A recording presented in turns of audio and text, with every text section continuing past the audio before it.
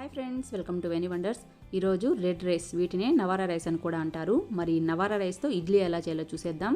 అలాగే ఈ red rice గురించి వీడియో పెట్టాను, చూడని వాళ్ళు ఎవరైనా ఉంటే కింద డిస్క్రిప్షన్ బాక్స్లో లింక్ పెట్టాను. అలాగే ఐ కార్డ్స్ అండ్ ఎండ్ స్క్రీన్స్లో కూడా లింక్ పెట్టాను. చూడని వాళ్ళు తప్పకుండా ఈ లింక్ క్లిక్ చేసి చూడండి. ఒక బౌల్ తీసుకొని బౌల్లో 3 గ్లాసెస్ రెడ్ రైస్ వేసుకోవాలి. అలాగే ఈ రెడ్ రైస్ చాలా హెల్త్ బెనిఫిట్స్ ఉన్న రైస్ అండి. రెడ్ రైస్లో వాటర్ పోసుకొని 2-3 టైమ్స్ రైస్ని బాగా కడుక్కోవాలి. ఇలా కడిగిన రైస్లో మళ్ళీ వాటర్ పోసుకొని మినిమం రైస్ని అయితే 10 to 12 అవర్స్ బియ్యం నానబెట్టుకోవాలండి. నేనైతే 12 అవర్స్ కంపల్సరీ బియ్యంని నానబెడతాను. 8 అవర్స్ బియ్యం నానిన తర్వాత ఒక బౌల్ తీసుకొని 1 గ్లాస్ ఉప్పుడు బియ్యం, అలాగే 1 గ్లాసు మినపప్పు, అలాగే 1 స్పూన్ మెంతులు వేసుకొని వాటర్ పోసుకొని బియ్యం పప్పుని 2-3 టైమ్స్ నీట్గా కడుక్కొని తర్వాత ముందుగా 8 అవర్స్ నానిన రెడ్ రైస్లో ఈ కడిగి పెట్టుకున్న ఉప్పుడు బియ్యం అలాగే మినపప్పును వేసుకొని ఒకసారి బాగా కలుపుకోవాలి. ఇలా కలుపుకున్న బియ్యంను మినిమం 4 అవర్స్ అయితే బియ్యం మినపప్పును నానబెట్టుకోవాలి. రెడ్ రైస్ అయితే ఏ రెసిపీ చేయడానికైనా ఎక్కువసేపు నానాలి. నార్మల్ బియ్యం అయితే 3-4 అవర్స్ నానితే సరిపోతుంది. ఇంకో బౌల్లో 1 గ్లాస్ అటుకులు వేసుకొని వాటర్ పోసుకొని 2-3 టైమ్స్ బాగా కడగాలి. బియ్యం పప్పు ఏ గ్లాస్తో తీసుకున్నామో అటుకులను కూడా అదే గ్లాస్ తోటి తీసుకోవాలి. ముందుగా నానిన బియ్యంలో ఈ అటుకులు వేసుకొని బియ్యం మినపప్పు అటుకులను ఒకసారి బాగా కలుపుకోవాలి. ఇలా కలుపుకున్న తర్వాత అటుకులను ఒక హాఫ్ అన్ అవర్ నాననివ్వాలి.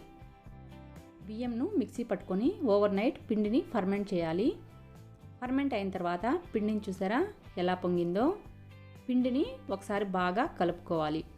ఇప్పుడు మనకు ఎంత పిండి కావాలో అంత పిండిని ఒక బౌల్లోకి వేసుకొని ఆ పిండిలో 1/2 స్పూన్ సాల్ట్ వేసుకొని ఒకసారి బాగా కలుపుకొని పక్కన పెట్టుకోవాలి.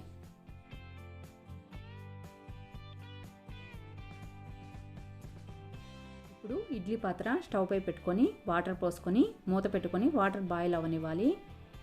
ఇడ్లీ ప్లేట్ పైన కొంచెం ఆయిల్ వేసుకొని ఆయిల్ స్ప్రెడ్ చేయాలి.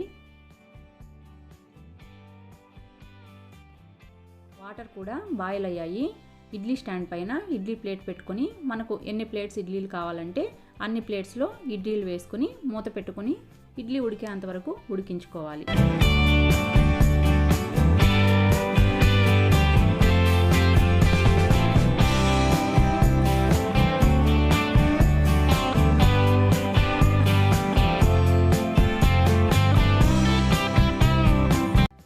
ఉడికించుకోవడానికి నేనైతే 10 మినిట్స్ సిమ్లో 10 మినిట్స్ హైలో టోటల్గా 20 మినిట్స్లో అయితే ఇడ్లీ ఉడికించుకుంటానమాట. ఇప్పుడు 20 మినిట్స్ అయింది, ఇడ్లీ కూడా ఉడికిపోయింది. ఇప్పుడు సర్వింగ్ ప్లేట్లోకి ఇడ్లీలను సర్వ్ చేసుకుంటున్నాను. ఇడ్లీలు స్టీల్ పాత్రలో కంటే కూడా సిల్వర్ పాత్రలోనే ఇడ్లీలు చాలా బాగా వస్తాయన్నమాట. వేడి వేడిగా రెడ్ రైస్తో ఇడ్లీలు తినడానికి రెడీ అయిపోయాయి. నేనైతే ఎర్రకారం అండ్ చికెన్ కర్రీతో ఇడ్లీలను సర్వ్ చేసుకున్నాను. ఈ వీడియో ఎంతటితో ఎండ్ చేస్తున్నాను. మరో మంచి వీడియోతో మళ్ళీ మీ ముందుకు వస్తాను.